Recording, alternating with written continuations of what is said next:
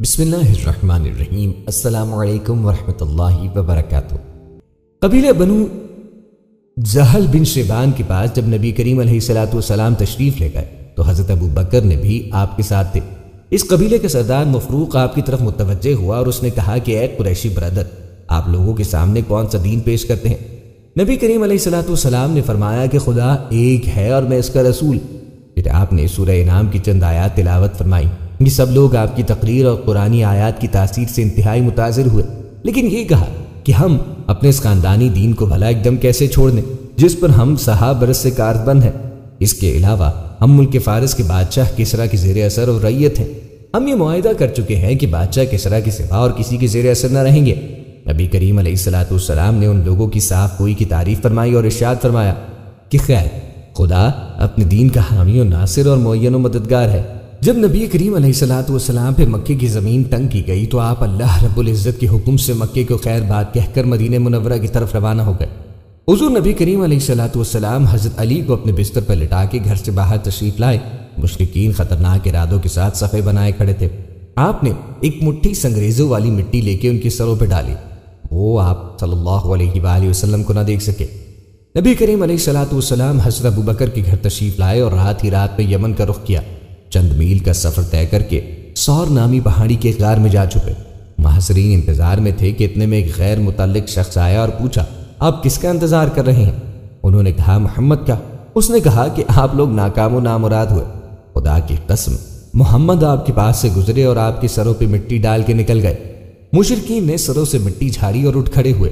غار کے پاس پہنچے تو حضرت ابو بکر رضی اللہ عنہ نے کہا، خدا کے لیے ابھی آپ صلی اللہ علیہ وآلہ وسلم داخل نہ ہوں، پہلے میں داخل ہو کے دیکھتا ہوں کہ اس میں کوئی چیز نہ ہو۔ چنانچہ حضرت ابو بکر نے غار کو صاف کیا اور اپنا تہبند پھاڑ کے چند سوراخ بند کر دیے۔ 2 سوراخ باقی بچ رہے۔ حضرت ابو بکر نے اپنے دونوں پاؤں ان پہ رکھے اور رسول اللہ سے عرض کی کہ اندر تشریف لائیں۔ آپ صلی اللہ علیہ وآلہ وسلم حضرت ابو بکر کی آغوش میں سر رکھ کے سو گئے۔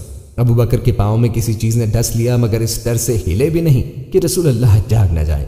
درد کی شدت سے آنسو نکل آئے جو رسول اللہ کے چہرے مبارک پہ ٹپک پڑے۔ آپ صلی اللہ علیہ وآلہ وسلم کی آنکھ کھل گئی۔ فرمایا، ابو بکر کیا ہوا؟ عرض کی، میرے ماں باپ آپ پہ قربان، مجھے کسی چیز نے ڈس لیا ہے۔ رسول اللہ نے اس پر لعاب دہن لگایا تو تکلیف جاتی رہی۔ یہاں دونوں حضرات نے 3 راتیں چھپ کے گزاری۔ حضرت ابو بکر کے صاحبزادے عبداللہ رات کی تاریکی میں آ کے مل جاتے اور حضرت ابو بکر کے غلام عامر بن فہیرہ بکریاں چراتے۔ رات کی تاریکی میں غار کے پاس آتے اور اس طرح دونوں حضرات رات کو آسودہ ہو کے دودھ پی لیتے۔ کھوجیوں کی مدد سے مشرکین آپ کو تلاش کرتے غار کے دہانے پہ پہنچے، لیکن اللہ نے ان کی آنکھوں پہ پردہ ڈال لیا۔ صحیح بخاری کے مطابق حضرت ابو بکر نے سر اٹھایا تو ان لوگوں کو پاؤں نظر آئے۔ فرمایا، اے اللہ کے نبی، اگر ان میں کوئی شخص اپنی نگاہ نیچی کر دے تو ہمیں دیکھ لے گا۔ آپ نے فرمایا، ابو بکر خاموش رہو، ہم 2 ہیں جن کا تیسرا اللہ ہے۔ حقیقت یہ ہے کہ یہ ایک معجزہ تھا۔ تلاش کرنے والے واپس چلے۔ 2 شنبے کی رات آئی جو ربیع الاول 1 ہجری کی چاند رات تھی۔ دونوں مقدس ہستیوں نے اونٹنی پر مدینے کے لیے سفر کا آغاز کیا۔ رسول پاک صلی اللہ علیہ وآلہ وسلم جیسی نعمت عظمیٰ کو جن بد نصیب قریشیوں نے مکہ معظمہ سے نکالا تھا، اس نعمت کبریٰ کو مدینے والوں نے ہاتھ پات لیا۔ حضور نبی کریم علیہ الصلوۃ والسلام اپنی رفیق حضرت کے ساتھ دوپہر کے وقت قباء کی بستی کی قریب پہنچے اور ایک ٹیلے کے پاس ٹھہر گئے۔ یہاں کھجور کے ایک درخت کا سایہ تھا۔ قباء کے لوگوں کو خبر ہوئی تو یہ حضور نبی کریم علیہ الصلوۃ والسلام کے استقبال کے لیے بستی سے باہر آ گئے اور نعرہ تکبیر بلند کر کے آپ کا خیر مقدم کیا۔ یہ انصار ہتھیار بند تھے اور محبت کے بے اختیار جذبے سے نبی کریم علیہ الصلوۃ والسلام کے استقبال کے لیے ٹوٹے پڑتے تھے۔ ان میں سے اکثر لوگ نبی کریم علیہ الصلوۃ والسلام کو نہ پہچانتے تھے، اسی لیے اول حضرت ابو بکر رضی اللہ تعالیٰ عنہ کو سلام کرتے رہے۔ پھر نبی کریم علیہ الصلوۃ والسلام کے اوپر حضرت ابو بکر صدیق رضی اللہ عنہ نے دھوپ آتے دیکھی تو سایہ کر لیا۔ اس وقت لوگوں کو معلوم ہوا کہ پیغمبر خدا کون ہے۔ یہاں سے آپ قبیلہ بنو عمرو میں کلثوم ابن ہدم کی دولت قدے پہ تشریف لے گئے۔ قیام کے دوران یہاں آپ نے مسجد قباء کی تعمیر فرمائی۔ حضرت علی رضی اللہ تعالیٰ عنہ بھی اسی جگہ نبی کریم کی خدمت میں حاضر ہو گئے۔ قباء میں 4 دن قیام فرما کر جمعے کی صبح یہاں سے روانہ ہوئے۔ راستے میں جمعے کا وقت آیا اور آپ نے بنی سالم کے محلے میں نماز جمعہ ادا فرمائی۔ نماز کے بعد جب چلنے لگے تو اس بستی کے لوگ آپ کی اونٹ کی نکیل پکڑ کے کھڑے ہو گئے کہ آپ اسی محلے میں قیام فرمائیں۔ ہماری تعداد بڑی ہے، ہمارے پاس ہتھیاروں کا ذخیرہ بھی کافی ہے۔ آپ نے فرمایا میری اونٹنی کا راستہ چھوڑ دو، یہ خدا کی طرف سے مامور ہے، جہاں اسے حکم ہوگا وہاں خود بیٹھ جائے گی۔ آپ اگر بڑھے تو بہلہ بی بیادہ، بنی سعادہ، بنی حارث اور بنی عدی کے لوگوں نے آپ کا استقبال کیا اور اپنے ہاں قیام کرنے کی درخواست دی، مگر آپ نے سب کو وہی جواب دیا۔ آپ صلی اللہ علیہ وآلہ وسلم نے اپنی اونٹنی کی نکیل ڈھیلی چھوڑ رکھی تھی۔ جب وہ بنی مالک ابن نجار کے محلے میں پہنچی تو خود بخود وہاں بیٹھ گئی۔ یہ وہی جگہ تھی جہاں آج مسجد نبوی میں منبر رسول بنا ہے۔ حضور صلی اللہ علیہ وآلہ وسلم اس پہ تشریف فرما تھے۔ وہ اونٹنی پھر اٹھی اور ادھر ادھر پھر کر اسی جگہ دوبارہ بیٹھ گئی۔ اب آپ اس پر سے نیچے اتر آئے۔ بنی مالک ابن نجار سے آپ کی پرانی رشتہ داری تھی۔ آپ کے پردادا ہاشم کی ایک شادی اس خاندان میں ہوئی تھی۔ آپ کے دادا عبد المطلب اسی خاندان میں پلے بڑے تھے اور آپ کے والد عبداللہ نے آخری ایام زندگی اسی خاندان میں گزارے اور یہی انتقال فرمایا۔ آپ کی والدہ حضرت آمینہ آپ کو بچپن میں اسی خاندان سے ملانے لائی تھی۔ جب وقت کے واپس ہوتے ہوئے راستے میں انتقال فرمایا۔ طبعی طور پر آپ کی خواہش اپنے پردادا کی سسرال میں ٹھہرنے کی تھی، لیکن اس کا انتخاب آپ نے خدا تعالیٰ کی مرضی پہ چھوڑ دیا تھا اور اونٹنی اسی غیبی اشارے پہ وہاں بیٹھی۔ اگر آپ اپنی مرضی سے اس کا انتخاب کرتے تو دوسرے خاندان والوں کو شکایت ہو سکتی تھی۔ قیام کی جگہ کے سامنے حضرت ابو ایوب انصاری کا مکان تھا، وہ آپ کو عارضی طور پہ اپنے ہاں لے گئے۔ اس کے بعد دوسرے خاندان والوں نے قیام کے لیے اصرار کیا تو قرآن اندازی کی گئی اور حضرت ایوب انصاری رضی اللہ عنہ کا نام نکلا۔ پھر آپ نے یہ بھی فرمایا اس خاندان سے میری قرابت ہے، اس لیے مہمانداری کے لیے ان کا حق مقدم ہے۔ یہ عرب کا دستور بھی تھا۔ مدینے میں آپ کا استقبال جس شاہانہ انداز میں ہوا، عرب میں اس سے پہلے کبھی کسی کا استقبال نہ ہوا۔ سارے شہر میں شور مچا تھا، نبی اللہ آ گئے، رسول اللہ تشریف لے آئے، ہر شخص کی زبان پہ تھا۔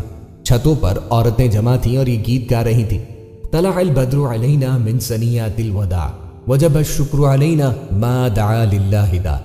ہم پر 14ویں کا چاند طلوع ہو گیا، وداع کی پہاڑیوں سے ہم پر شکر واجب ہے جب تک خدا کو پکارنے والا باقی رہے۔ اے ہمارے ہاں تشریف لانے والے، تو وہ منصب اور پیغام لے کے آیا ہے جس کا اتباع واجب ہے۔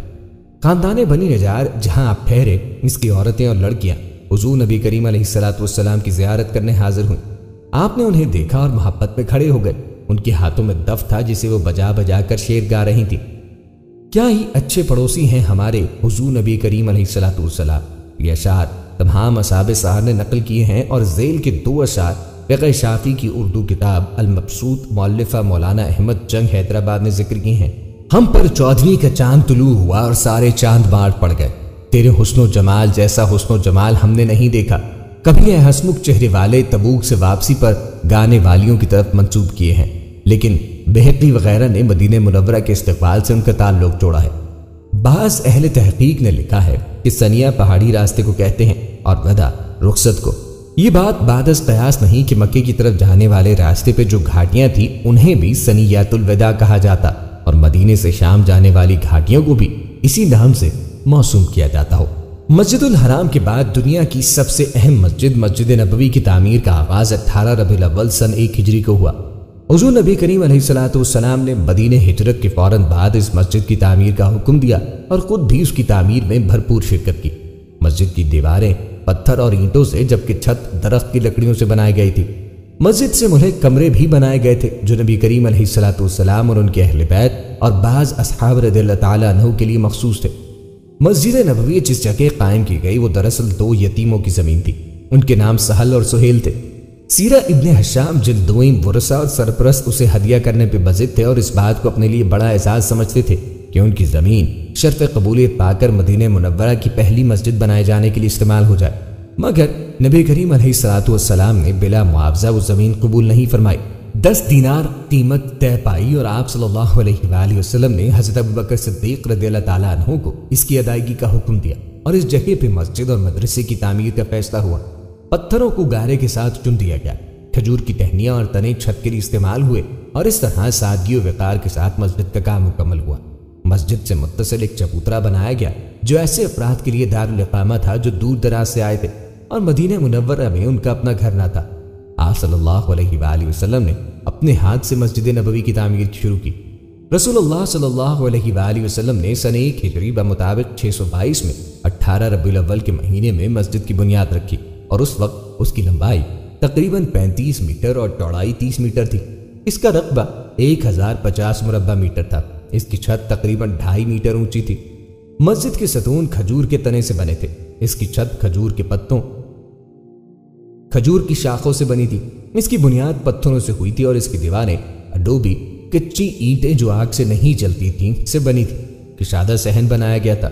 حضرت محمد صلی اللہ علیہ وآلہ وسلم نے خود پتھر اور اینٹیں اٹھائیں اور تعمیر میں حصہ لیا۔ اس مسجد کے 3 دروازے بنائے گئے، جن میں رحمت کا دروازہ اور اسے عاتقہ کا دروازہ، مغرب کی طرف عثمان کا دروازہ کہا جاتا ہے، اور اسے اب جبرائیل کا دروازہ کہا جاتا ہے، جس سے نبی اکرم صلی اللہ علیہ وآلہ وسلم داخل ہوتے تھے۔ مشرق کی طرف اور پیچھے جنوب کی طرف ایک دروازہ بنایا اور مسجد قبلہ بیت المقدس کی طرف بنایا۔ ایک دروازہ بند کر دیا گیا اور دوسرا دروازہ کھولا گیا جس کا رخ شمالی طرف تھا۔ اسی طرح آپ نے اپنی بیویوں عائشہ بنت ابی بکر اور سودا بنت زما کے لیے 2 گھر بنائے۔ محمد بن اسماعیل بخاری نے اس کی تعمیر کا قصہ انس بن مالک سے ایک طویل حدیث میں بیان کیا ہے، جس میں وہ کہتے ہیں کہ رسول اللہ صلی اللہ علیہ وآلہ وسلم نے مسجد کی تعمیر کا حکم دیا تو آپ صلی اللہ علیہ وآلہ وسلم نے بنو نجار کی ایک جماعت آپ کے پاس آئی اور وہ آ گئے۔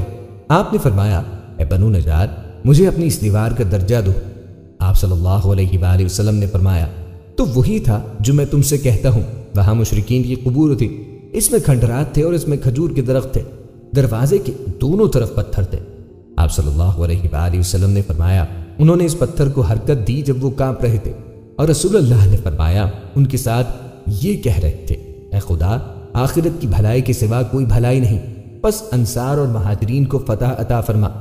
نبی اکرم صلی اللہ علیہ وآلہ وسلم نے مسجد کی تعمیر اور آرائش سے انکار کر دیا تھا، جیسا کہ عبادہ بنت صامت نے بیان کیا ہے کہ انصار نے رقم جمع کی اور اسے نبی کریم علیہ السلام کے پاس لے کر آئے، اور انہوں نے کہا، یا رسول اللہ، اس مسجد کو بنائیں اور اس کو سنواریں، کیونکہ ہم کب تک اس درخت کے نیچے نماز پڑھیں گے؟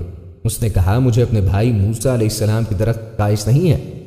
ہجرت کے بعد درپیش سب سے بڑا مسئلہ مہاجرین کی آباد کاری تھا، کیونکہ وہ دین کی خاطر اپنا گھر بار اور ساز و سامان سب کچھ چھوڑ آئے تھے۔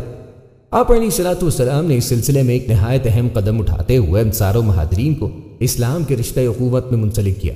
ایک مہاجر کو دوسرے انصاری کا بھائی بنایا۔ انصار نے اپنے مہاجر بھائیوں سے فیاضی اور ایثار کا ثبوت دیا، اور وہ اسلامی و عالمی تاریخ میں سنہری حروف سے لکھنے کے قابل ہے۔ وہ مہاجرین جو مدینے آنے کے بعد خود کو تنہا محسوس کر رہے تھے، اپنے انصار بھائیوں کے اس ایثار سے اس قدر متاثر ہوئے کہ اپنا وطن اور عزیز و اقارب چھوڑنے کا غم بھول گئے۔ انصار اور مہاجرین میں ایسا اتحاد و یگانگت پیدا ہوئی جس کی مثال تاریخ میں نہیں ملتی۔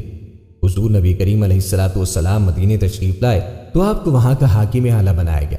حضرت محمد صلی اللہ علیہ وآلہ وسلم نے مدینے ہجرت کے بعد یہاں کی آبادی، خصوصاً یہود کے ساتھ ایک معاہدہ کیا جو میثاق مدینہ کے نام سے موسوم ہے۔ یہ پہلا بین الاقوامی تحریری معاہدہ ہے۔ میثاق مدینہ میں 53 دفعات شامل تھی۔ اس کی سب سے اہم خصوصیت یہ تھی کہ نبی کریم صلی اللہ علیہ وآلہ وسلم نے یہود سے اپنی قیادت تسلیم کرائی، جو صدیوں سے مدینے کی قیادت کرتے چلے آ رہے تھے۔ نبی کریم علیہ السلام کی آمد کے وقت مدینے میں 3 یہودی قبائل، بنو قینقاع، بنو نضیر اور بنو قریظہ تھے۔ میثاق مدینہ کی اہم وجوہات یہ تھیں: مسلمانوں کی آمد سے قبل یہ مدینے میں اسلام کی روشنی سے قبل یہودی شہر کے تمام معاملات پر چھائے ہوئے تھے۔ سیاست، اقتدار، معیشت، قرض کے ہر شعبہ یہودیوں کے ہاتھ میں تھا۔ اب بھلا وہ کیسے برداشت کر سکتے تھے کہ ان کی قیادت کسی اور کے ہاتھ میں چلی جائے؟ اس لیے وہ مسلمانوں کا وجود اپنے لیے خطرہ سمجھنے لگے تھے۔ ان کی طرف سے خطرے کے امکانات کو کم کرنے کے لیے آپ صلی اللہ علیہ وآلہ وسلم معاہدہ کرنا چاہتے تھے۔ مسلمانوں کا تحفظ اور اسلامی ریاست کو بیرونی خطرات سے بچانا، ان سے بڑھ کر آپ صلی اللہ علیہ وآلہ وسلم قریش کے زخم خوردہ تھے۔ اس لیے یہاں آ کر ہر طرح سے اطمینان کر لینا چاہتے تھے تاکہ یہاں آباد کسی غیر قوم کے اختلافات رکاوٹ نہ بن سکیں، بلا رکاوٹ تبلیغ اسلام ہو سکے۔ ان وجوہات کے پیش نظر آپ صلی اللہ علیہ وآلہ وسلم نے یہودیوں کے تینوں قبائل سے ہجرت کے پہلے ہی سال ایک سمجھوتا کر لیا، جو میثاق مدینہ یا منشور مدینہ کہلاتا ہے۔ رشتہ اخوت کے بعد دوسرا قدم آپ صلی اللہ علیہ وآلہ وسلم نے اٹھایا، وہ یہودیوں سے سمجھوتا ہی تھا۔ ان نکات پر 1 ہجری میں میثاق مدینہ طے ہوا اور نبی کریم علیہ السلام کچھ عرصے تک ان کی مخالفت کے خطرے سے نجات حاصل کر کے اسلام کی ترقی و اشاعت میں مصروف ہوئے۔ دوسری طرف اندرونی معاملات اور مذہبی آزادی برقرار رہنے سے یہودی متاثر ہوئے اور ان کی ساری غلط فہمیاں اور خدشات دور ہو گئے اور ایک مرکزی نظام قائم ہو گیا۔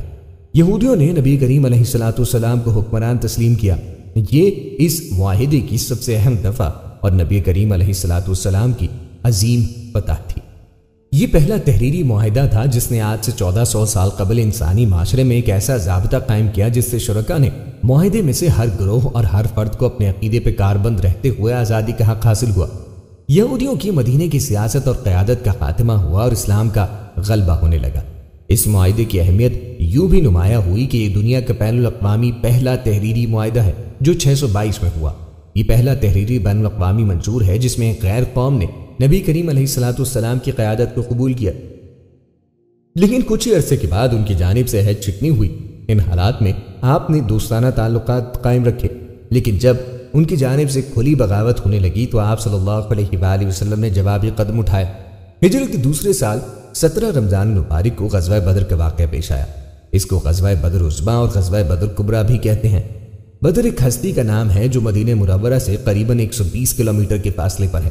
یہ بستی بدر بن حارث سے منسوب ہے جس نے یہاں کنواں کھودا تھا، یا بدر بن مخلد بن نصر بن کنانہ سے منسوب و مشہور ہے جس نے اس جگہ پڑاؤ کیا تھا۔ بعض کہتے ہیں وہاں ایک بوڑھا شخص مدتوں سے رہتا تھا جس کا نام بدر تھا، اس بنا پر اس بستی کو اسی کے نام سے منسوب کیا گیا۔ یہ بہت عظیم غزوہ تھا جس کے ذریعے دین اسلام کو چار چاند لگے۔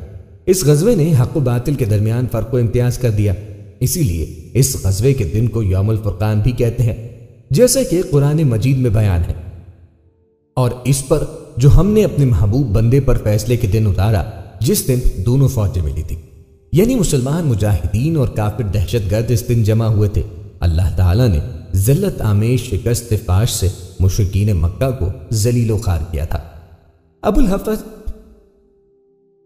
ابو الاسر حفیظ جالندری مرحوم نے کیا خوب لکھا ہے، تھے ان کے پاس 2 گھوڑے 6 زرہیں 8 شمشیریں، پلٹنے آئے تھے یہ لوگ دنیا بھر کی تقدیریں، نہ تیغ و تیر پہ تکیا نہ خنجر پر نہ بھالے پر، بھروسہ تھا تو ایک سادی سی کملی والے پر۔ حضرت سیدنا ابو بکر صدیق نے جانے سارانہ تقریر فرمائی، لیکن رسول کریم انصار کی طرف دیکھتے تھے کیونکہ بیعت عقبہ میں ان کا ساتھ یہ عہد و پیما ہوا کہ وہ رسول کریم کی حفاظت اور دشمنان دین سے مدافعت اپنے گھروں میں کریں گے اور تلوار اس وقت اٹھائیں گے جب دشمن مدینہ منورہ پہ چڑھائیں گے۔ حضرت انس رضی اللہ عنہ سے روایت ہے، فرماتے ہیں کہ آخر حضرت سعد بن عبادہ رضی اللہ عنہ انصار کے رئیس اٹھے، انہوں نے عرض کی، یا رسول اللہ، قسم ہے اس ذات اقدس کی کہ جس کے قبضے میں قدرت میں میری جان ہے، اگر آپ حکم فرمائیں گے کہ ہم گھوڑوں کو سمندر میں ڈال دیں تو ہم ضرور سمندر میں کود پڑیں گے، اور اگر آپ حکم فرمائیں کہ ہم گھوڑوں کو برق الغماد حبشہ کے شہروں میں سے ایک شہر ہے تک بھگا دیں گے تو ہم ہر طرح سے آپ کے حکم کے تابع ہیں، ہم میں سے کوئی ایک بھی حکم کی خلاف ورزی نہ کرے گا۔ اس پر حضور نے ان کے لیے دعائے خیر فرمائی۔ حضرت مقداد بن اسود رضی اللہ عنہ نے بارگاہ رسالت میں عرض کی، یا رسول اللہ، ہم آپ کے حضور وہ بات نہیں کہیں گے جو حضرت موسیٰ کی قوم نے کہی تھی کہ آپ اور آپ کا پروردگار دونوں جائیں اور قوم جبارین سے لڑیں، بلکہ ہم آپ کے دائیں طرف، آپ کے بائیں جانب، آپ کے آگے اور پیچھے دشمن کے ساتھ لڑیں گے۔ حضرت عبداللہ بن مسعود رضی اللہ عنہ جو اس حدیث پاک کے راوی ہیں فرماتے ہیں کہ نبی کریم کا چہرہ انور خوشی سے چمکنے دمکنے لگا، آپ خوش ہو گئے۔ حضرت عبداللہ بن مسعود فرماتے ہیں میں نے حضرت مقداد بن اسود کی ایسی نیکی دیکھی کہ اگر وہ مجھے حاصل ہوئی تو اس کے مقابل کسی نیکی کو نہ دیکھتا، سب سے زیادہ مجھ کو وہ پسند ہوتی۔ قریش مکہ مکرمہ چونکہ پہلے پہنچ گئے تھے اسی لیے انہوں نے مناسب مقامات پہ قبضہ کیا، بخلاف اس کے مسلمانوں کی طرف چشمہ یا کنواں تک نہ تھا۔ زمین ایسی ریتیلی کہ اونٹوں کے پاؤں ریتلی زمین میں دھس جاتے۔ تائید ایزدی اور رحمت الہی سے مینا برس گیا جس سے گرج جم گئی اور جا بجا پانی کو روک کر چھوٹے حوض بنائے گئے، پوری وادی جل تھل ہو گئی، سب پانی سے سیراب ہوئے، غسل کیا، وضو کیا، اونٹوں کو پانی پلایا اور مشکیزیں بھر کے رکھ لیے، ریگزار مضبوط اور سخت ہو گئی، کفار کی زمین میں کیچڑ ہو گیا۔ اس قدرتی احسان کا رب کریم نے قرآن مجید میں سورہ انفال میں ذکر فرمایا، اور آسمان سے تم پر پانی اتارا کہ تمہیں اس سے ستھرا کرے اور شیطان کی ناپاکی تم سے دور فرمائے اور تمہارے دلوں کی ڈھارس بندھائے اور اس سے تمہارے قدم جمائے۔ دونوں فوجیں آمنے سامنے مقابل ہیں، حق و باطل، کفر و اسلام، نور و سلطنت، نور و ظلمت، نیکی و بدی اور خیر و شر۔ بے شک تمہارے لیے نشانی تھی، 2 گروہوں کی جو آپس میں لڑ پڑے، ایک جتھا اللہ تعالیٰ کی راہ میں لڑتا اور دوسرا کفر کی۔ مسلمانوں نے جو آنکھوں دیکھا اپنے سے 2 گنا سمجھے۔ نبی کریم پہ سخت وضو کی کیفیت طاری ہوئی۔ حضرت عبداللہ بن عباس رضی اللہ عنہ سے روایت ہے، فرماتے ہیں کہ نبی کریم نے بدر کے دن اللہ کی بارگاہ اقدس میں عرض کیا، اے اللہ، میں تجھ سے سوال کرتا ہوں کہ اپنا وعدہ اور اقرار پورا فرما۔ اے اللہ، اگر تیری مرضی یہی ہے تو پھر زمین پہ تیری عبادت کرنے والا کوئی نہ ہوگا۔ یعنی وہ وعدہ یہ کہ پیغمبروں کو غلبہ ہوگا جیسے اس آیہ مبارکہ میں ہے، اور بے شک ہمارا کلام گزر چکا ہے، ہمارے بھیجے ہوئے بندوں یعنی رسولوں کے لیے بے شک ان کی مدد ہوگی، اور بے شک ہمارا ہی لشکر غالب آئے گا۔ ابن اسحاق کی روایت میں ہے کہ جب قریش مکہ مکرمہ کے کافر سامنے آئے تو آپ نے یوں دعا فرمائی، اے میرے اللہ، یہ قریش کے لوگ بڑے غرور اور فخر کے ساتھ پیغمبر سے لڑنے اور جھٹلانے کو آ رہے ہیں، اپنی مدد بھیج جس کا تو نے وعدہ فرمایا۔ اس بے قراری پر بندگان خاص کو رقت آ گئی۔ حضرت سیدنا ابو بکر صدیق نے عرض کی، یا رسول اللہ، اللہ اپنا وعدہ پورا فرمائے گا۔ آخر روحانی تسکین کے لیے فرمایا، اب بھگائی جاتی ہے یہ جماعت، فوج کفار اور پشتے پھیر دیں گے۔ مسلمانوں کو اللہ کریم نے فتح عظیم سے نوازا۔ مسلمانوں میں صرف 14 جانثاروں نے جام شہادت نوش کیا، جن میں 6 مہاجر اور باقی انصار تھے، لیکن دوسری طرف قریش کی اصل طاقت ٹوٹ گئی، اور رؤسائے قریش جو اپنی قوم میں بہادری میں مشہور اور قبائل کے سپہ سالار تھے، ایک ایک کر کے مارے گئے۔ ان میں عتبہ، ابو جہل، ابوا لختری، زمہ بن الاسود، آس بن حشام، امیہ بن خلف، عتبہ بن الجحاج قریش کے سردار تھے۔ قریباً 70 واصل جہنم اور اسی قدر گرفتار ہوئے۔ حضرت انس رضی اللہ تعالیٰ عنہ فرماتے ہیں، 3 چیزیں ایسی ہیں کہ جس میں ہوں اس نے ایمان کی حلاوت پالی۔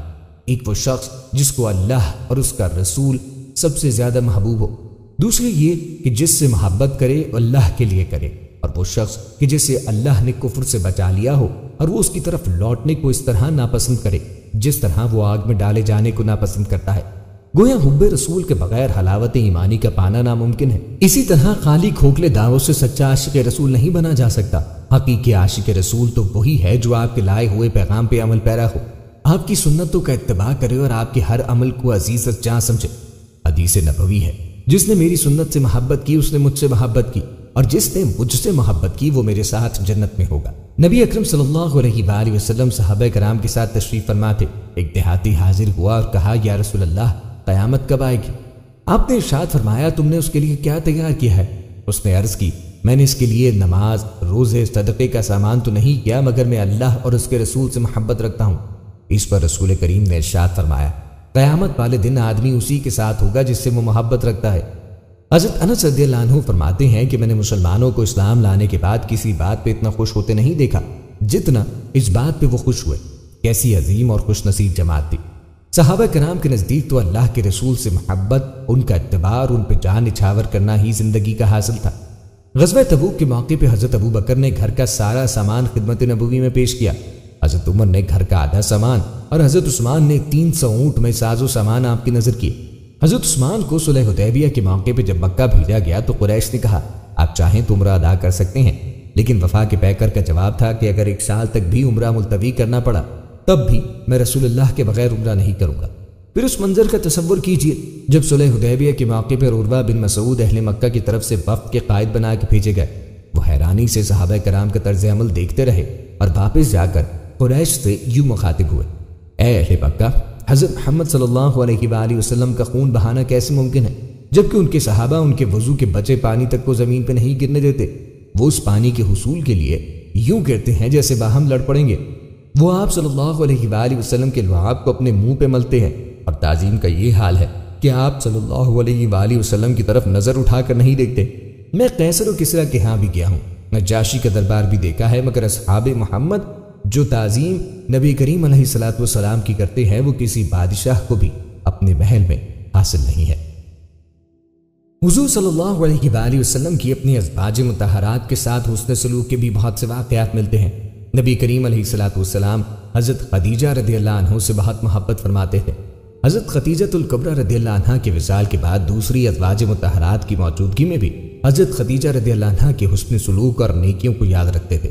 ام المومنین حضرت عائشہ صدیقہ رضی اللہ تعالی عنہ فرماتی ہیں، آقا کریم علیہ الصلوۃ والسلام کی ازواج مطہرات میں مجھے کبھی کسی پہ رشک نہ آیا، مگر حضرت خدیجہ الکبریٰ رضی اللہ عنہ پہ ہمیشہ رشک آتا، حالانکہ میں نے انہیں دیکھا بھی نہیں تھا۔ میرے آنے سے پہلے ہی مکہ مکرمہ میں ان کا وصال ہو گیا تھا۔ مجھے ان پہ ہمیشہ رشک اس لیے آتا تھا کیونکہ آقا کریم مدینے میں اکثر حضرت خدیجہ الکبریٰ رضی اللہ عنہا کا ذکر کرتے تھے۔ حضرت عائشہ صدیقہ رضی اللہ عنہا فرماتی ہیں کہ میں نے ایک مرتبہ یہاں تک عرض کی کہ آقا کریم ہم اب آپ کے رشتہ زوجیت میں ہیں، مگر آپ آج تک اس سرخ گالوں والی کو نہیں بھولے، کیا ہم آپ کی زوجیت میں نہیں؟ تو آقا کریم علیہ الصلوۃ والسلام نے فرمایا، عائشہ تمہیں کیا پتا، جب اعلان نبوت ہوا تو مشکلات کا وقت تھا، تب خدیجہ نے میرا کتنا ساتھ دیا، میں اس کو کیسے بھول سکتا ہوں؟ یہ بیوی کے حقوق میں سے ہے کہ آقا کریم علیہ الصلوۃ والسلام وصال کے بعد بھی حضرت خدیجہ رضی اللہ عنہا کی نیکیاں نہ بھولے۔ ایک مقام پر ام المومنین حضرت عائشہ صدیقہ رضی اللہ عنہا فرماتی ہیں، خدا کی قسم جب بھی کوئی بکرا بکری ہم نے گھر میں ذبح کیا یا صدقہ و قربانی کی اور گوشت کاٹ لیا جاتا تو آقا کریم علیہ الصلوۃ والسلام سب سے پہلے حضرت خدیجہ رضی اللہ عنہا کی سہیلیوں کے گھر گوشت بھیجتے تھے۔ ایک مقام پہ آپ رضی اللہ تعالیٰ عنہ فرماتی ہیں کہ میں کئی بار آقا کریم کی بارگاہ میں کہتی، یا رسول اللہ آپ کا تو یہ عالم ہے جیسے ساری دنیا میں سوائے خدیجہ الکبریٰ رضی اللہ عنہا کے کوئی نہیں۔ آقا کریم مسکراتے رہتے۔ حضرت عائشہ صدیقہ رضی اللہ عنہا فرماتی ہیں، ایک روز ہم بیٹھے ہوئے تھے کہ حضرت خدیجہ رضی اللہ عنہا کی ہمشیرہ حالہ بنت خویلد آ گئی۔ ان کی آواز حضرت خدیجہ الکبریٰ رضی اللہ عنہا سے ملتی تھی۔ آقا علیہ السلام کو ایسے لگا جیسے حضرت خدیجہ رضی اللہ عنہا اندر آ گئی ہوں۔ آقا کریم علیہ الصلوۃ والسلام نے ان کا احترام کیا، ان کے لیے چادر بچھائی، اور جب وہ اندر آ گئیں تو فرمایا، خدایا یہ حالہ ہے، یعنی خدیجہ کی بہن حالہ آ گئی ہیں۔ ایک مرتبہ نبی کریم علیہ الصلوۃ والسلام نے حضرت عائشہ سے فرمایا، جب تم مجھ سے راضی ہوتی ہو اور جب تم مجھ سے ناراض ہوتی ہو، دونوں حالتوں کا علم مجھے ہو جاتا ہے۔ حضرت عائشہ نے پوچھا، یا رسول اللہ کس طرح علم ہو جاتا ہے؟ آپ صلی اللہ علیہ وآلہ وسلم نے فرمایا، جب تم مجھ سے راضی ہوتی ہو تلا و رب محمد کے الفاظ سے قسم کھاتی ہو، اور جب تم مجھ سے ناراض ہوتی ہو تلا و رب ابراہیم کے الفاظ سے قسم کھاتی ہو۔ اس وقت تم میرا نام نہیں لیتی بلکہ حضرت ابراہیم کا نام لیتی ہو۔ حضرت عائشہ نے فرمایا، یا رسول اللہ میں صرف آپ کا نام چھوڑتی ہوں، نام کے علاوہ کچھ نہیں چھوڑتی۔ ایک مرتبہ نبی کریم علیہ الصلوۃ والسلام حضرت سودہ رضی اللہ عنہا کے گھر میں تھے اور ان کی باری کا دن تھا۔ حضرت عائشہ رضی اللہ عنہا نے نبی کریم علیہ الصلوۃ والسلام کے لیے حلوہ پکایا اور حضرت سودہ رضی اللہ عنہا کے گھر پہ لائیں اور لا کر حضور نبی کریم علیہ الصلوۃ والسلام کے سامنے رکھا۔ حضرت سودہ بھی سامنے بیٹھی ہوئی تھی، ان سے بھی کہا تم کھاؤ۔ سودہ کو یہ بات گھنا لگی کہ حضور صلی اللہ علیہ وآلہ وسلم کا جب میرے یہاں باری کا دن تھا تو پھر یہ حلوہ پکا کے کیوں لائی؟ اس لیے انہوں نے کھانے سے انکار کر دیا۔ حضرت عائشہ رضی اللہ عنہا نے حضرت سودہ رضی اللہ عنہا کے منہ پہ مل دیا۔ حضرت سودہ رضی اللہ عنہا نے نبی کریم علیہ الصلوۃ والسلام سے شکایت کی تو آپ صلی اللہ علیہ وآلہ وسلم نے فرمایا کہ اگر تمہارے ساتھ کوئی برائی کرے تو تم بھی بدلے میں اس کی بقدر برائی کرو، لہٰذا بدلے میں تم بھی ان کے منہ پہ حلوہ مل دو۔ چنانچہ حضرت سودہ رضی اللہ عنہا نے تھوڑا سا حلوہ اٹھا کر حضرت عائشہ رضی اللہ عنہا کے چہرے پہ مل دیا۔ اب دونوں کے چہرے پہ حلوہ ملا ہوا ہے۔ یہ سب حضور نبی کریم علیہ الصلوۃ والسلام کے سامنے ہو رہا ہے۔ اسی دوران حضرت عمر رضی اللہ عنہ کی آمد ہوئی تو حضور نبی کریم علیہ الصلوۃ والسلام نے ان دونوں کو منہ دھونے کو کہا۔ حضرت عائشہ صدیقہ رضی اللہ عنہا سے روایت ہے، بیان کرتی ہیں، خدا کی قسم میں نے یہ منظر دیکھا ہے کہ ایک روز حبشی نابالغ لڑکے مسجد میں نیزہ بازی کر رہے تھے۔ رسول صلی اللہ علیہ وآلہ وسلم ان کا کھیل دکھانے کے لیے میرے لیے اپنی چادر کا پردہ کر کے میرے حجرے کے دروازے پہ کھڑے ہو گئے جو مسجد میں کھلتا تھا۔ میں آپ صلی اللہ علیہ وآلہ وسلم کے کندھے کے درمیان سے ان کا کھیل دیکھتی رہی۔ آپ صلی اللہ علیہ وآلہ وسلم میری وجہ سے مسلسل کھڑے رہے یہاں تک کہ میرا جی بھر گیا اور میں خود ہی لوٹ آئی۔ حضرت عائشہ رضی اللہ عنہا سے روایت ہے کہ رسول کریم صلی اللہ علیہ وآلہ وسلم کے پاس نکاح و رخصتی کے بعد آپ کے پاس آ جانے کے بعد بھی گڑیوں سے کھیلا کرتی تھی اور میرے ساتھ کھیلنے والی میری سہیلیاں تھیں۔ جب آپ گھر میں تشریف لاتے تو وہ آپ کے احترام میں کھیل چھوڑ کر گھر کے اندر چھپتی تو آپ ان کو میرے پاس بھجوا دیتے اور میرے ساتھ کھیلنے لگتی۔ نبی اکرم صلی اللہ علیہ وآلہ وسلم کی وفات ظاہری یکم ربیع الاول کو ہوئی۔ حضور نبی اکرم کی زندگی تمام انسانوں کے لیے نمونہ ہے۔ جس طرح آپ کی تشریف آوری مسلمانوں کے لیے باعث فخر ہے، اسی طرح آپ رسول اللہ کی وفات ظاہری بھی باعث رحمت ہے۔ وفات ظاہری سے 3 روز قبل جبکہ حضور نبی کریم علیہ الصلوۃ والسلام ام المومنین حضرت میمونہ رضی اللہ عنہا کے گھر تشریف فرماتے ارشاد فرمایا کہ میری بیویوں کو جمع کر دو۔ تمام ازواج مطہرات جمع ہو گئیں تو حضور اکرم صلی اللہ علیہ وآلہ وسلم نے دریافت فرمایا، کیا تم سب مجھے اجازت دیتی ہو کہ میں بیماری کے دن میں عائشہ رضی اللہ عنہا کے ہاں گزار لوں؟ سب نے کہا، اللہ کے رسول آپ کو اجازت ہے۔ پھر اٹھنا چاہا لیکن اٹھ نہ پائے تو حضرت علی ابن ابی طالب اور حضرت فضل بن عباس رضی اللہ تعالیٰ عنہما آگے بڑھے اور نبی علیہ الصلوۃ والسلام کو سہارے سے اٹھا کر سیدنا میمونہ رضی اللہ تعالیٰ کے حجرے سے سیدہ عائشہ رضی اللہ تعالیٰ عنہا کے حجرے کی طرف لے جانے لگے۔ اس وقت صحابہ کرام رضی اللہ عنہ نے حضور اکرم صلی اللہ علیہ وآلہ وسلم کو اس بیماری اور کمزوری کے حال میں پہلی بار دیکھا تو گھبرا کر ایک دوسرے سے پوچھنے لگے، رسول اللہ کو کیا ہوا ہے؟ چنانچہ صحابہ مسجد میں جمع ہونا شروع ہو گئے اور مسجد شریف میں ایک رش لگ گیا۔ حضرت صلی اللہ علیہ وآلہ وسلم کا پسینہ شدت سے بہہ رہا تھا۔ حضرت عائشہ رضی اللہ تعالیٰ عنہا فرماتی ہیں کہ میں نے اپنی زندگی میں کسی کا اتنا پسینہ بہتے نہیں دیکھا، اور فرماتی ہیں میں رسول اللہ صلی اللہ علیہ وآلہ وسلم کے دست مبارک کو پکڑتی اور اسی کو چہرہ اقدس پہ پھیرتی، کیونکہ نبی علیہ السلام کا ہاتھ میرے ہاتھ سے کہیں زیادہ محترم اور پاکیزہ تھا۔ مزید فرماتی ہیں کہ حبیب خدا علیہ الصلوۃ والتسلیم سے بس یہی ورد سنائی دے رہا تھا، لا الہ الا اللہ، بے شک موت کی بھی اپنی سختیاں ہیں۔ اسی اثنا میں مسجد کے اندر نبی کریم علیہ السلام کے بارے میں خوف کی وجہ سے لوگوں کا شور بڑھنے لگا۔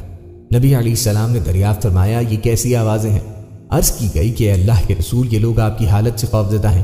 ارشاد فرمایا، مجھے ان کے پاس لے چلو۔ پھر اٹھنے کا ارادہ فرمایا لیکن اٹھ نہ سکے تو آپ علیہ السلام پر 7 مشکیزیں پانی کے بہائے گئے۔ تب کہیں جا کے کچھ افاقہ ہوا تو سہارے سے اٹھا کر ممبر پہ لایا گیا۔ یہ رسول کریم علیہ السلام کا آخری خطبہ تھا اور آپ علیہ السلام کے آخری کلمات تھے۔ فرمایا، اے لوگوں، شاید تمہیں میری موت کا خوف ہے۔ سب نے کہا، جی ہاں اللہ کے رسول۔ ارشاد فرمایا، اے لوگوں، تم سے میری ملاقات کی جگہ دنیا نہیں، تم سے میری ملاقات کی جگہ حوض کوثر ہے۔ خدا کی قسم، گویا کہ میں یہیں سے اسے حوض کوثر کو دیکھ رہا ہوں۔ اے لوگوں، مجھے تم پر تنگ دستی کا خوف نہیں، بلکہ مجھے تم پر دنیا کی فراوانی کا خوف ہے کہ تم اس کے معاملے میں ایک دوسرے سے مقابلے میں لگ جاؤ، جیسا کہ تم سے پہلے پچھلی امتوں والے لگ گئے، اور یہ دنیا تمہیں بھی ہلاک کر دے جیسا کہ انہیں ہلاک کر دیا۔ پھر مزید ارشاد فرمایا، اے لوگوں، نماز کے معاملے میں اللہ سے ڈرو، اللہ سے ڈرو، نماز کے معاملے میں اللہ سے ڈرو، اللہ سے ڈرو، یعنی عہد کرو کہ نماز کی پابندی کرو گے اور یہی بات بار بار دہراتے رہے۔ پھر فرمایا، اے لوگوں، عورتوں کے معاملے میں اللہ سے ڈرو، عورتوں کے معاملے میں اللہ سے ڈرو، میں تمہیں عورتوں سے نیک سلوک کی وصیت کرتا ہوں۔ مزید فرمایا، اے لوگوں، ایک بندے کو اللہ نے اختیار دیا کہ دنیا کو چن لے یا اسے چن لے جو اللہ کے پاس ہے، تو اس نے اسے پسند کیا جو اللہ کے پاس ہے۔ اس جملے سے حضور صلی اللہ علیہ وآلہ وسلم کا مقصد کوئی نہ سمجھا، حالانکہ ان کی اپنی ذات مراد تھی، جبکہ حضرت ابو بکر صدیق رضی اللہ تعالیٰ عنہ وہ تنہا شخص تھے جو اس جملے کو سمجھے اور زار و قطار رونے لگے اور بلند آواز سے گریہ کرتے ہوئے اٹھ کھڑے ہوئے اور نبی علیہ السلام کی بات قطع کر کے پکارنے لگے، ہمارے باپ دادا آپ پہ قربان، ہماری مائیں آپ پہ قربان، ہمارے بچے آپ پہ قربان، ہماری مال و دولت آپ پہ قربان۔ روتے جاتے ہیں اور یہی الفاظ کہتے جاتے ہیں۔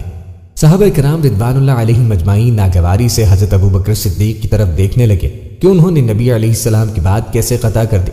اس پر نبی کریم نے حضرت ابو بکر عنہ کا دفاع کرتے ہوئے ان الفاظ میں فرمایا۔ اس پر نبی کریم علیہ السلام نے حضرت ابو بکر رضی اللہ عنہ کا دفاع ان الفاظ میں فرمایا، اے لوگو، ابو بکر کو چھوڑ دو کہ تم میں سے ایسا کوئی نہیں کہ جس نے ہمارے ساتھ کوئی بھلائی کی ہو اور ہم نے اس کا بدلہ نہ دے دیا ہو، سوائے ابو بکر کے کہ اس کا بدلہ میں نہیں دے سکا۔ اس کا بدلہ میں نے اللہ جل شانہ پہ چھوڑ دیا۔ مسجد نبوی میں کھلنے والے تمام دروازے بند کر دیے جائیں سوائے ابو بکر کے دروازے کے کہ جو کبھی بند نہ ہوگا۔ 11 ہجری کا ماہ ربیع الاول شروع ہوا، وہی ماہ ربیع جس میں 63 برس پہلے نبی رحمت کی ولادت باسعادت کی وجہ سے اس جہان رنگ و بو میں بہار آئی تھی، مگر اب کے ماہ ربیع الاول مجدہ بہار نہیں بلکہ پیغام خزاں لے کے آیا تھا۔ اس ماہ کے شروع ہونے سے پہلے ہی نبی رحمت بیمار ہو گئے تھے۔ 10 یا 11 ربیع الاول تک آتے آتے نقاہت کا یہ عالم ہو گیا تھا کہ آپ خود سے چل بھی نہیں سکتے تھے۔ ہفتے یا اتوار کا دن تھا۔ سیدنا ابو بکر کی امامت میں نماز ظہر کی جماعت کھڑی ہو چکی تھی۔ بخاری و مسلم شریف میں واقعہ موجود ہے کہ نبی اپنے چچا سیدنا عباس رضی اللہ عنہ اور اپنے چچیرے بھائی اور داماد سیدنا علی رضی اللہ عنہ کے کندھوں کا سہارا لیے مسجد میں تشریف لائے۔ حضرت صدیق اکبر رضی اللہ عنہ پیچھے ہٹنے لگے۔ نبی نے اشارہ فرمایا کہ پیچھے مت ہٹو بلکہ نماز پڑھاتے رہو۔ پھر آپ سیدنا صدیق اکبر رضی اللہ عنہ کی ایک جانب بیٹھ کر نماز میں شامل ہو گئے۔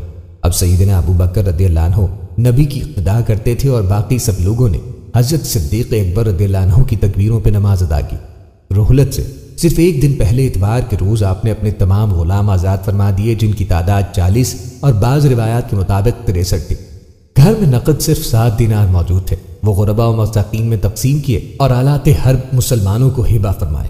سرور عالم کے گھر کی مالی حالت یہ تھی کہ اس دن کی شام کو سیدہ عائشہ رضی اللہ عنہا چراغ کے لیے تیل پڑوسن سے آریتن منگوایا، اور بخاری شریف میں مذکور ہے کہ خود نبی کی زرہ وفات کے وقت بھی ایک یہودی کے پاس گروی تھی جس کے عوض گھر والوں کے لیے 30 ساعت جو لیے تھے۔ رات گزر گئی۔ 12 ربیع الاول بروز پیر نماز فجر کا وقت آیا۔ مسجد نبوی میں سیدنا صدیق اکبر کی امامت میں جماعت کھڑی ہوئی۔ نبی نے وہ پردہ اٹھایا جو حضرت عائشہ صدیقہ رضی اللہ عنہا کے حجرے اور مسجد میں فاصل تھا۔ تھوڑی دیر کے لیے آپ اپنے صحابہ کرام کے باجماعت نماز پڑھنے کا منظر ملاحظہ فرماتے رہے، جس سے رخ انور پر بشاشت اور ہونٹوں پہ مسکراہٹ کھیل گئی۔ سیدنا انس رضی اللہ عنہ فرماتے ہیں کہ اس وقت بھی جمال مصطفیٰ کا یہ عالم تھا کہ آپ کا چہرہ مبارک برق قرآن معلوم ہوتا تھا۔ آپ کے چہرہ انور کو برق قرآن قرار دینا کس قدر تعجب انگیز اور پاکیزہ و مقدس تشبیہ ہے۔ برق قرآن پہ طلائی کام ہوتا ہے۔ نبی کے رخ زیبا اور چہرہ تابہ پہ زردی مرس چھائی تھی، لہٰذا تابانی اور رنگ مرس کو طلا سے اور تقدس کو قرآن سے تشبیہ دے کر چہرہ انور کو برق قرآن گردانا ہے۔ جانثار صحابہ کرام رضوان اللہ علیہم اجمعین کا شوق دیدار اور فرحت کی بیتابی سے یہ حال ہو گیا کہ جیسے رخ مصطفیٰ کی طرف متوجہ ہو جائیں گے۔ حضرت صدیق رضی اللہ عنہ یہ سمجھے کہ شاید آپ کا نماز میں آنے کا ارادہ ہے۔ وہ جہاں نماز امام سے پیچھے سے رکھنے لگے تو نبی نے اپنے دست مبارک سے اشارہ فرمایا کہ پیچھے مت ہٹو بلکہ نماز پڑھاتے رہو۔ یہی اشارہ تمام صحابہ رضوان اللہ علیہم اجمعین کے تسکین کا موجب بنا۔ پھر تھوڑی دیر کے بعد آپ نے پردہ گرا دیا اور یہ نماز بھی حضرت صدیق اکبر رضی اللہ عنہ نے مکمل فرمائی۔ اس کے بعد رسول رحمت پہ کسی دوسری نماز کا وقت ہی نہیں آیا۔ صحیح بخاری و مسلم شریف میں سیدہ عائشہ صدیقہ رضی اللہ عنہا سے مروی ہے کہ جب دن چڑھا تو نبی نے اپنی پیاری بیٹی سیدہ فاطمہ الزہرا کو بلایا اور ان کے کان میں سرگوشی کی تو وہ رونے لگی، اور جلد ہی بعد پھر ان کے کان میں کچھ کہا تو وہ ہنسنے لگی۔ سیدہ عائشہ رضی اللہ عنہا فرماتی ہیں میں نے حضرت زہرا سے پوچھا کہ نبی نے ان سے رازداری کے ساتھ کیا فرمایا تھا، تو سیدہ فاطمہ نے فرمایا کہ میں نبی کا بتایا ہوا یہ راز فاش نہیں کرنا چاہتی۔ اسی طرح وقتی طور پہ بات آئی گئی ہو گئی۔ پھر رحلت مصطفیٰ کے بعد میں نے سیدہ فاطمہ رضی اللہ عنہا سے دوبارہ پوچھا کہ نبی کی ان سے سرگوشیوں میں کیا راز تھا کہ پہلے آپ روئیں اور پھر ہنسیں، تو انہوں نے فرمایا لیجئے اب میں وہ بھید آپ کو بتائے دیتی ہوں۔ نبی نے پہلی مرتبہ سرگوشی کے انداز میں مجھے بتایا تھا کہ میرا آخری وقت قریب آ گیا ہے، تم تقوی و پرہیزگاری اختیار کرنا اور صبر سے کام لینا۔ پھر آپ کو وفات کی یہ باتیں سن کے میں رونے لگی، اور دوسری مرتبہ مجھے سیدۃ النساء اہل الجنہ یا سید النساء المومنین یعنی خاتون جنت ہونے کی بشارت دی۔ اور بخاری کی ہی ایک حدیث ہے کہ جب نبی نے فرمایا اسی تکلیف کے دوران میری روح قبض کر لی جائے گی تو میں رو دی، اور جب دوسری مرتبہ فرمایا کہ میں اہل بیت میں سے سب سے پہلے آپ سے جا ملوں گی تو میں ہنسنے لگی۔ پیارے دوستوں، اسی طرح نبی اکرم صلی اللہ علیہ وآلہ وسلم کی رحلت ہو گئی اور آپ کو وصیت کے مطابق حضرت عائشہ کے حجرے میں دفن کر دیا گیا۔ ناظرین، امید کرتے ہیں کہ آپ کو ہماری آج کی یہ ویڈیو پسند آئی ہو۔ مزید ویڈیوز کے لیے ہمارا چینل سبسکرائب کر دیں۔ ملتے ہیں اگلی ویڈیو میں، تب تک کے لیے اللہ حافظ و فی امان اللہ۔